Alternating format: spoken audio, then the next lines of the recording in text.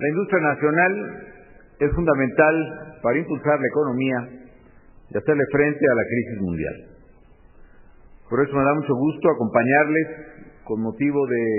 la clausura de esta Convención Nacional de Industriales 2009 de la Canacintra. Quiero en primer lugar felicitar a Miguel Marón Mansur por su trabajo en favor del fortalecimiento industrial en México. Felicitar a todos los integrantes de esta Cámara por su destacada aportación a la generación de inversiones productivas y de empleos. Sé que ahora, ante la actual coyuntura, México cuenta con el trabajo y el empuje de sus empresarios para salir adelante. En particular, quiero desearle el mayor de los éxitos al propio Miguel y a la nueva directiva que le acompaña en esta nueva etapa de Canacintra. Sé que los tiempos son especialmente desafiantes y si para algún sector de la vida económica nacional lo son, es precisamente para los industriales de México. Pero a mí me congratula que en esta etapa difícil por la que atraviesa la economía internacional y en particular las manufacturas y la industria en todo el mundo, los industriales asociados en Canacintra tengan en su dirigencia a un hombre responsable y comprometido con su sector y con el país, como es Miguel Marón.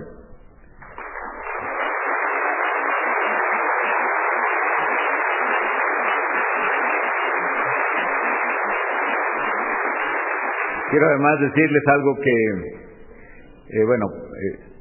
ustedes tienen pleno conocimiento, los tradicionales problemas que venía arrastrando Canacintra desde hace mucho tiempo, para hablar claro, la deuda de la Cámara, y a mí me congratula que aún en estos tiempos particularmente complejos y tan especial dificultad, bajo esta dirigencia, el primer año que dirigió Miguel Marón Mansur, la Canacintra haya saldado a totalidad sus adeudos y eso abre nuevas posibilidades para la Cámara, lo cual nos congratula no solo a sus integrantes, sino a muchos que estamos preocupados por la salud de las organizaciones empresariales del país.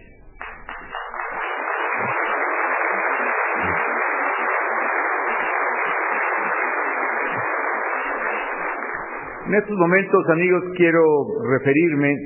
a varios temas y déjenme empezar en particular por dos que sé que preocupan no solo a los industriales, sino también a algunos analistas, inversionistas que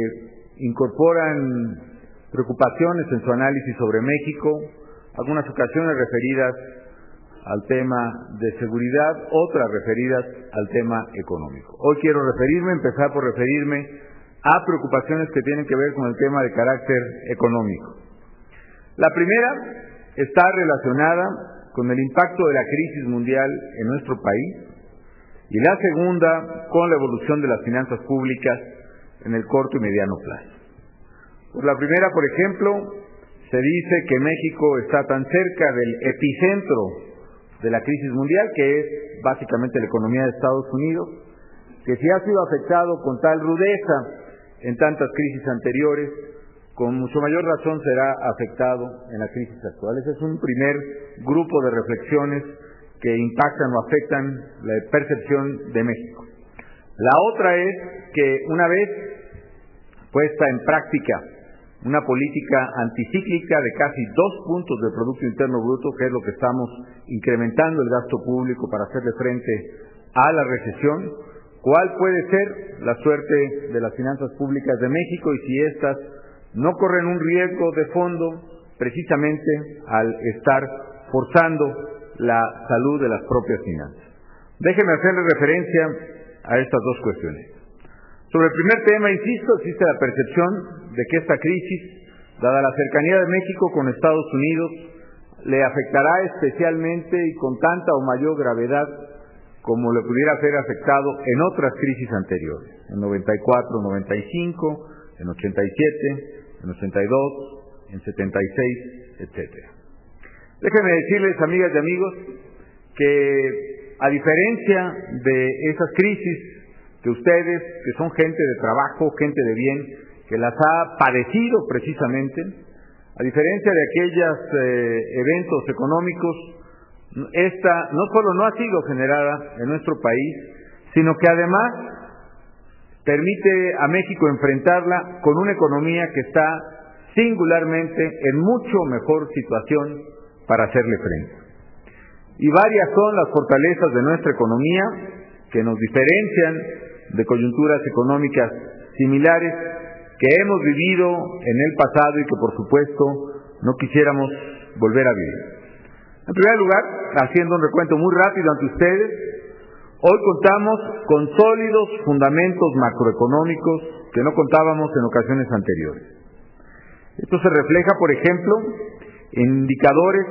como el endeudamiento público externo, que a finales del año pasado, ustedes recordarán aquellas cifras voluminosas de deuda pública externa del país que rebasaron los $100,000 millones en alguna ocasión. A finales del año pasado cerramos el ejercicio fiscal de 2008 con una deuda pública externa menor a los $25,000 millones. Y además, aún considerando lo que hemos hecho a partir de las reformas que hemos propuesto al Congreso de la Unión es limpiar, poner en orden todas las cuentas o todos los requerimientos financieros del sector público que tradicionalmente no se contabilizaban como parte de la deuda pública, pero que realmente lo eran, finalmente eran obligaciones que teníamos que pagar tarde o temprano. En estas, por ejemplo, contabilizamos los llamados pidiregas de Petróleos Mexicanos, toda la deuda que se fue acumulando atrás de Pemex, que aunque no se contabilizara, pues es deuda que tenemos que pagar. Con la reforma que hemos hecho, hemos transparentado las finanzas públicas y hoy toda la deuda pública externa de México, incluyendo la deuda de pidiregas, ya contabilizada ahora en las finanzas públicas, no rebasa el 10% del Producto Interno Bruto. Comparado con lo que teníamos en otras ocasiones, en que la deuda pública externa llegaba a cifras por arriba del 25% del Producto Interno Bruto, refleja en este sector una enorme fortaleza que mantiene a las finanzas públicas de México con una solidez de la cual no disfrutó en ninguna de las crisis anteriores. Por otra parte, también recordarán ustedes que en todas las crisis que les he descrito, un problema medular fue el déficit en cuenta corriente, la imposibilidad de México de saldar sus cuentas con el exterior, déficits recurrentes en balanza comercial, déficits recurrentes en balanza de capitales, que terminaban precisamente en balanza de pagos, que terminaban precisamente por generar crisis de pagos y estrangulamiento de las finanzas públicas. Para darles una idea, en 1994, antes de la crisis vivida en ese año, el déficit de cuenta corriente de México era del 6.4% del Producto Interno Bruto. Hoy, ¿a cuánto asciende el déficit en cuenta corriente del país? Hoy no llega ni siquiera al 1,5% del Producto Interno Bruto, es decir, es una cuenta corriente totalmente manejable y que no pone en riesgo nuevamente las finanzas públicas del país. Otra diferencia crucial ha sido precisamente el equilibrio entre el ingreso y el gasto del gobierno. En los 2 primeros años de mi administración logramos mantener un déficit cero o prácticamente cero en las finanzas públicas. ¿Eso qué nos permitió, amigas y amigos? Nos permite precisamente esta disciplina rigurosa que hemos seguido y que también hay que decirlo, proviene también de gobiernos anteriores que sistemáticamente fueron reduciendo el déficit de finanzas públicas. Eso nos permite precisamente el poder impulsar políticas contracíclicas en el país para compensar la caída de la demanda agregada a nivel internacional. Y hemos seguido con acciones para fortalecer las finanzas públicas, no solo en el corto plazo, en materia fiscal, sino en el mediano y largo plazo. Y déjenme insistir en la importancia de una reforma que fue posible gracias a la responsabilidad de los legisladores, pero también hay que decirlo, a la comprensión, fortaleza y ayuda del sector empresarial organizado del país. La reforma, por ejemplo, al régimen de pensiones de los servidores públicos al servicio del Estado. Una reforma, amigas y amigos, por ejemplo, si consideramos que cuando se discutían aquellas reformas fiscales, una muy polémica en el pasado, como era, por ejemplo, el gravar con IVA todo el consumo de alimentos y medicinas, se calculaba que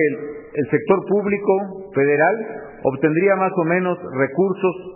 por aproximadamente 1% o menos de 1% del Producto Interno Bruto en recursos adicionales. ¿Por qué les digo esto? Porque el haber cambiado del régimen tradicional solidario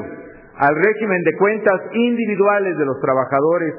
del sector público, tal como están los trabajadores del sector privado, el país se está ahorrando en sus finanzas públicas 30% de su Producto Interno Bruto a valor presente neto. Es decir, el equivalente a 30 años de recaudación de una reforma fiscal como las que se he descrito y que generalmente se mencionan en el país. De ese tamaño es la fortaleza que se ha logrado a través de los cambios estructurales que se han mencionado en México. Y por otra parte,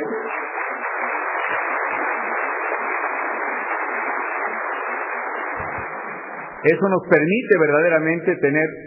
una enorme certeza acerca de la viabilidad de las finanzas públicas y de la capacidad del gobierno mexicano de hacerle frente a través de políticas contracíclicas a la situación actual. Sin mencionar otras reformas,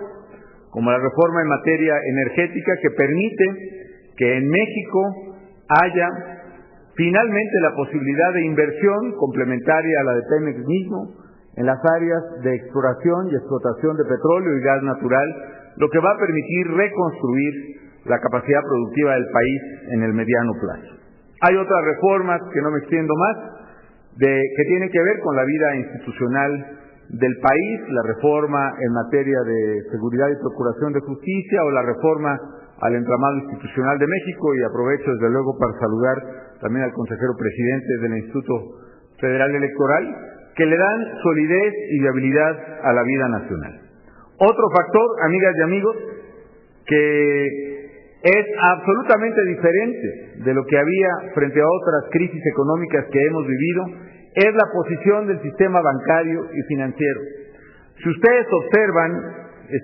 estimados industriales, lo que está haciendo destinar enormes cantidades de recursos públicos que ya contabilizan en trillones y trillones de dólares en Estados Unidos, o de libras esterlinas en Inglaterra, o de yenes en Japón, es el dinero que tiene que aplicarle el gobierno a fortalecer, a sanear, a capitalizar el sistema bancario de esos países. Algo que, por cierto, ya nosotros vivimos y sufrimos y pagamos en la crisis económica anterior, y que fue además muy controversial y muy polémica. Pero gracias a que México resolvió en tiempo este problema, hoy, en lugar de ser el sistema bancario y financiero del país una vulnerabilidad, una debilidad que ponga en riesgo nuestra economía, es una fortaleza que tenemos que aprovechar. Por darles una cifra, después de que prácticamente se destruyó el sistema bancario en México y en otros países, cuando se pensaba en regular este sistema bancario, se quería asumir parámetros de los llamados acuerdos de Basilea, que obligaban a tener por lo menos el 8% de capital respecto de activos financieros en riesgo para la banca, y parecía imposible llegar a ese requisito. Muchos países nunca han llegado a cumplir con ese 8%, incluyendo los países más desarrollados, que hoy están sufriendo las consecuencias de una debilidad de su sistema bancario y financiero. En México, en cambio, no solo hemos cumplido con esas reglas prudenciales de los acuerdos de Basilea, sino que hoy la banca mexicana en su conjunto tiene una tasa de capitalización, es decir, una razón de capital versus activos financieros en riesgo de más del 14%, lo cual permite que ciertamente en medio de una contracción crediticia pero todavía en los primeros meses de este año, a diferencia de muchos otros países, se están registrando tasas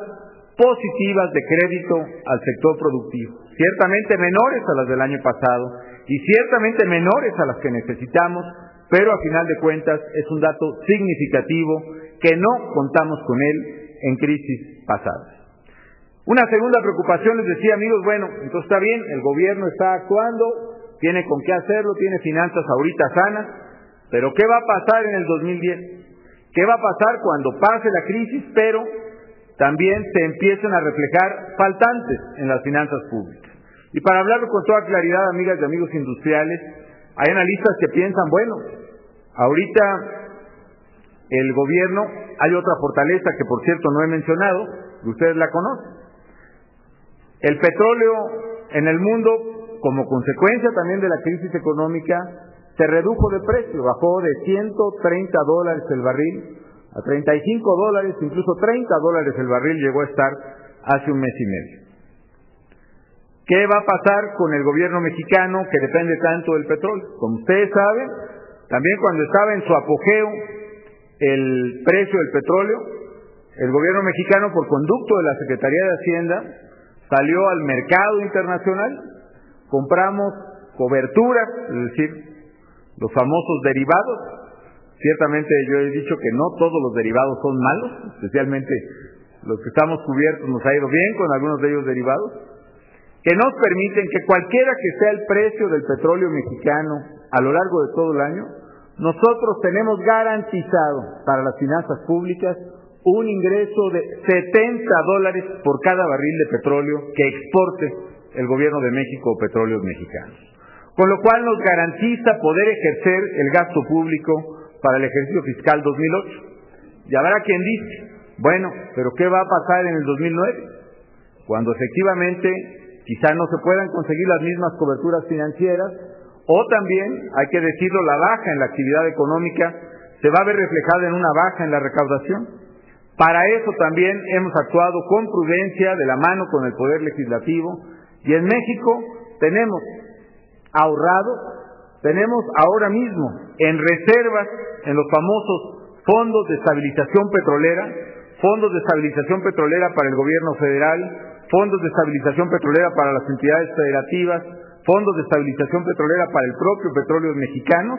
Hoy México tiene fondos de estabilización por 145,000 millones de pesos, es decir, 1.2% del Producto Interno Bruto, que pueden ser canalizadas directa y automáticamente a compensar una caída de ingresos como la previsible para el próximo año. ¿Qué les quiero decir con esto, amigas y amigos? Que hoy tenemos fortalezas, los medios y los recursos, no solo para sostener el rumbo y las finanzas del país, sino para que actuemos muy intensamente para contrarrestar los efectos de esta coyuntura económica y también para garantizar una estrategia de salida financiera que nos permita volver a la normalidad sin riesgos para México como algunos habían pensado. Es decir, México está fuerte, tiene un rumbo claro, nos hemos preparado en las buenas épocas para los tiempos críticos, hoy es el momento de utilizar esas fortalezas. Y yo coincido, amigos, con lo expresado aquí por el presidente de Canacintra. La necesidad imperiosa de que gobierno e industria trabajemos unidos frente a la situación adversa de la economía global. Por esa razón, amigas y amigos, mi gobierno ha estado siempre y estará siempre dispuesto a trabajar unidos con quien quiera trabajar. Estamos dispuestos a colaborar, a construir y no a destruir. Estamos decididos verdaderamente a impulsar a nuestro México en las buenas y en las malas, en las condiciones positivas y en las condiciones adversas como las que atravesamos.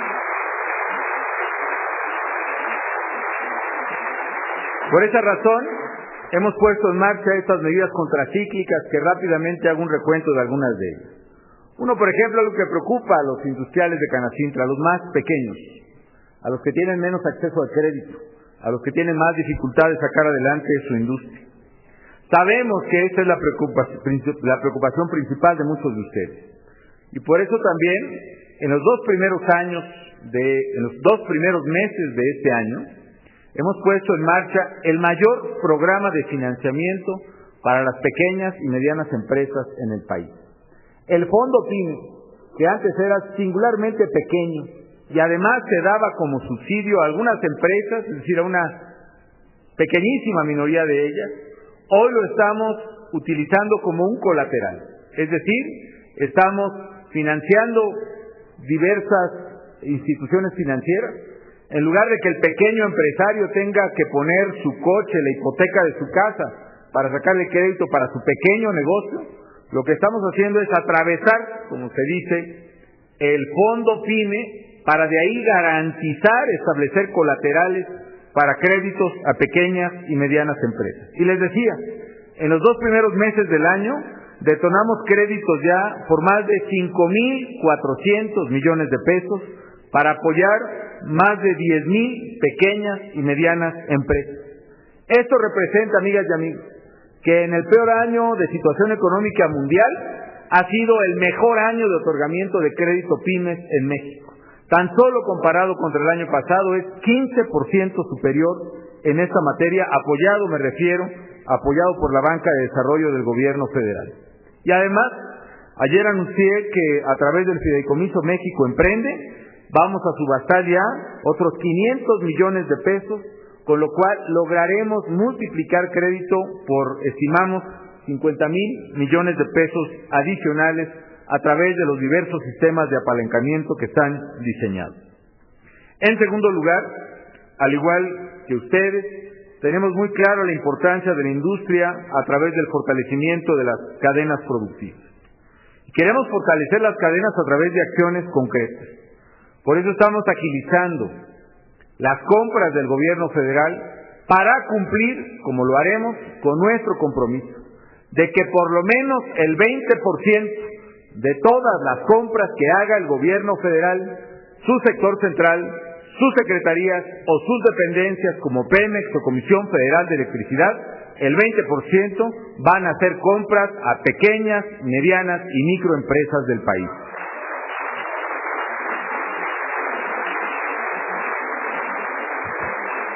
A veces es muy difícil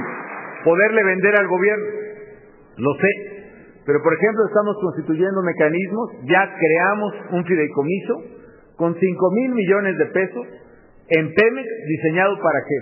Para darle capacitación, entrenamiento, asesoría y facilidades, incluyendo crédito,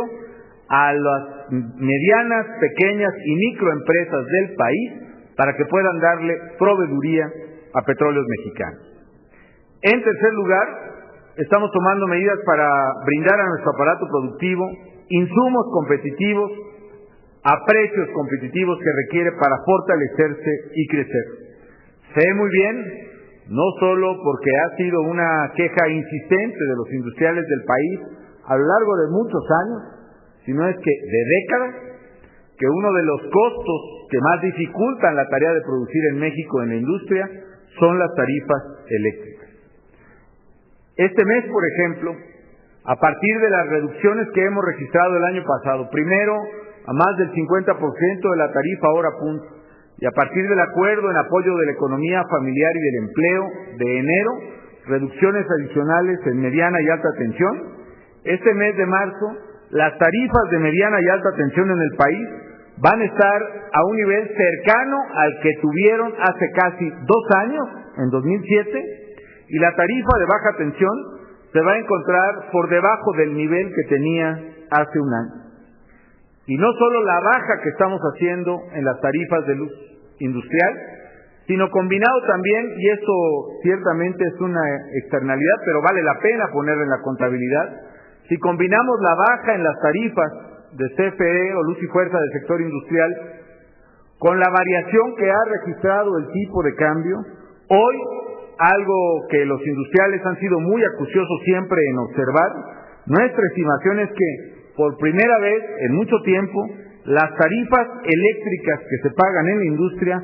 están alcanzando los niveles competitivos que registran las tarifas eléctricas de la industria en las economías que competimos. Además, como ustedes saben, hemos congelado precio del gas LP y hemos reducido, el precio del gas LP y congelado el de las gasolinas. En cuarto lugar, algo que preocupa a los industriales, el programa para preservar el empleo.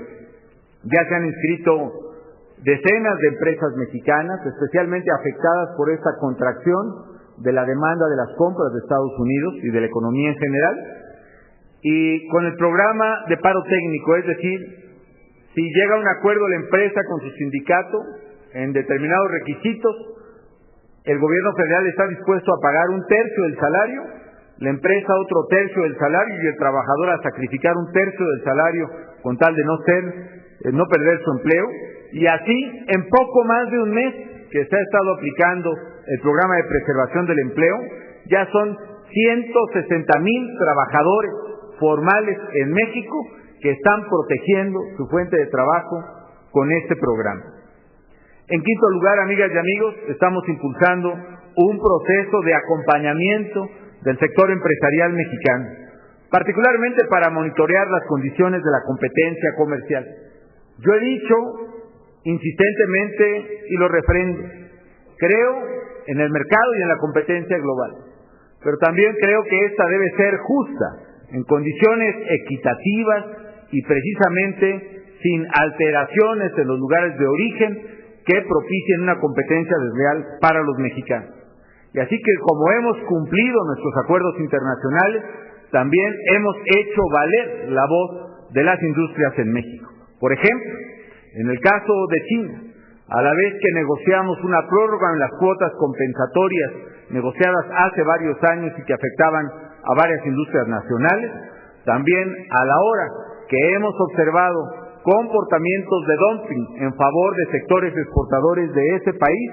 ya hemos presentado las reclamaciones correspondientes ante la Organización Mundial de Comercio para evitar el comercio desleal con las industrias mexicanas provenientes de China concretamente. Y también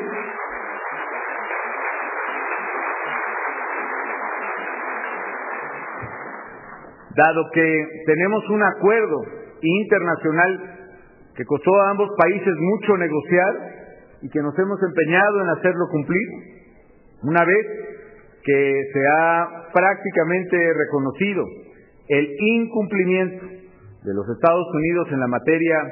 de transporte al no permitir la entrada de tractocamiones mexicanos a los Estados Unidos,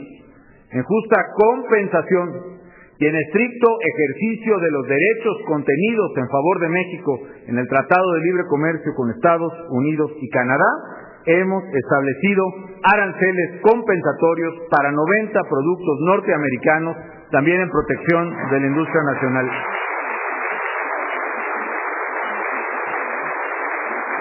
No se trata ni de erosionar el TLC ni deteriorar nuestras relaciones internacionales,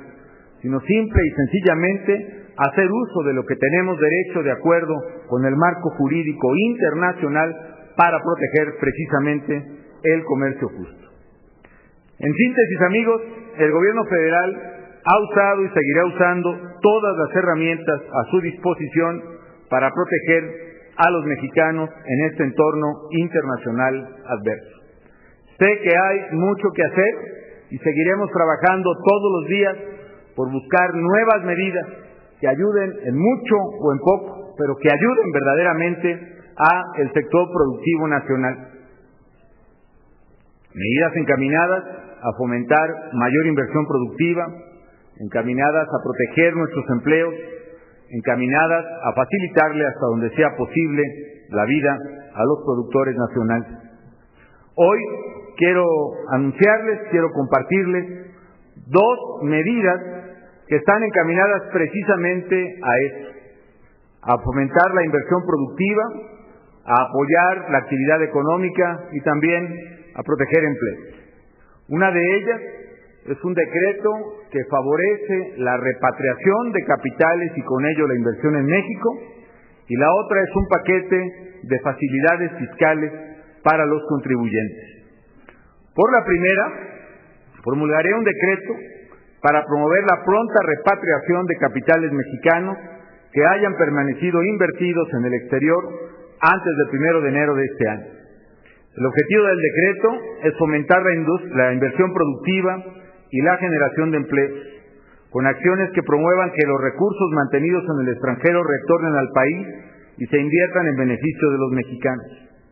Para estimular este regreso de capitales, se otorgará un incentivo fiscal mediante el cual los contribuyentes podrán aplicar para los efectos del impuesto sobre la renta una tasa del 4% tratándose de personas físicas y una tasa de 7% tratándose de empresas al monto total de los recursos que retornen al país, incluidos sus rendimientos sin deducción. Cabe señalar que es la primera vez en la historia de México, por lo menos en la historia reciente, que se otorga un beneficio de repatriación de capitales a las empresas personas morales. Además, los contribuyentes que opten por este procedimiento se beneficiarán porque las obligaciones formales derivadas de estos pagos, como declaraciones anuales o informativas, se tendrán por cumplir. El mecanismo garantiza también confidencialidad y la idea es que inversiones que pueden hacerse en México se hagan con absoluta confianza. Por la segunda medida, amigos, estoy proponiendo un conjunto de cambios a la legislación tributaria para darle mayores facilidades a los contribuyentes, para poder hacer menos difícil la actividad económica y aliviar, en cierta medida, problemas de liquidez que afectan a las empresas y a las familias. Entre otras medidas, se reducirían notablemente los plazos para que las personas físicas y las empresas que obtengan saldo a favor en sus declaraciones fiscales reciban las devoluciones que les corresponden.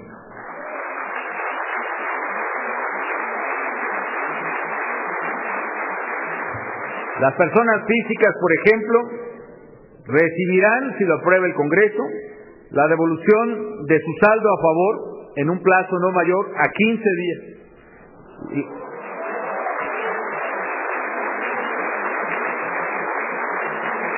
Y por su parte,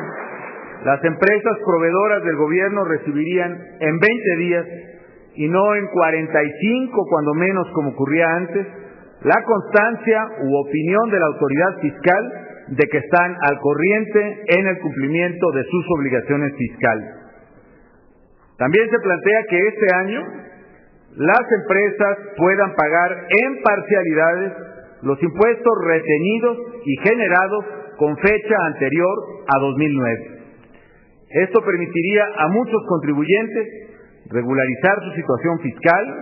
conocer el monto real de sus adeudos y sin necesidad de hacerlo con trámites complicados, en tanto que permitiría que el fisco recaude al menos el 20% en estos casos, más las parcialidades correspondientes. Además de estas modificaciones de carácter legal, le he dado instrucciones al sistema de administración tributaria, el SAT, para que otorgue mayores facilidades administrativas al contribuyente. Por ejemplo, quienes tengan adeudos con el fisco podrán pagar en parcialidades y sin necesidad de otorgar garantías como fianzas o cartas de crédito. También podrán pagar sus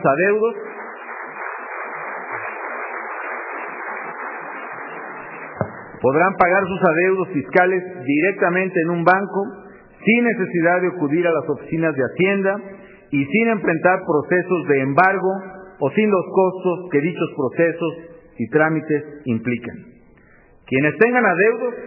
también podrán recibir además una condonación automática de hasta el 90% de las multas si deciden pagar la totalidad del impuesto omitido.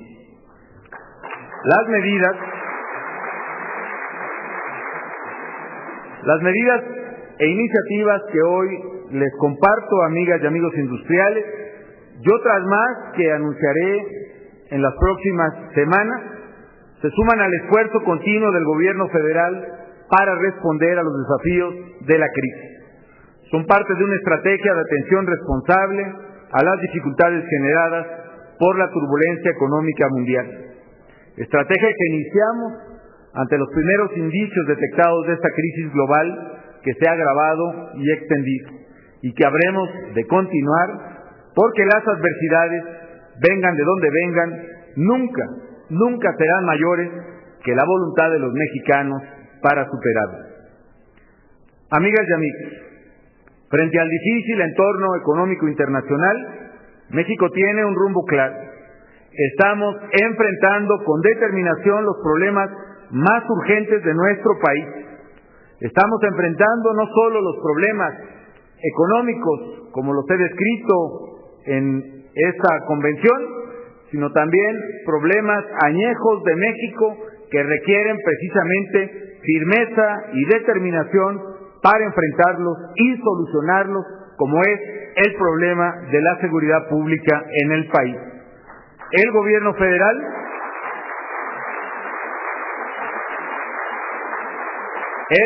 federal está absolutamente decidido a enfrentar y resolver este problema que preocupa a las familias mexicanas,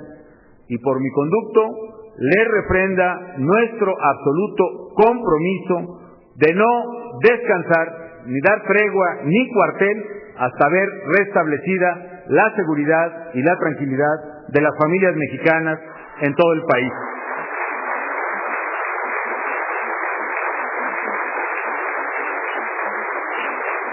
Como ha señalado Miguel Marón Mansur, no hay crisis que no ceda ante el trabajo arduo y constante de todos nosotros, de gobierno y sociedad, de gobierno y empresarios. Ese es el espíritu emprendedor que México requiere en estos tiempos.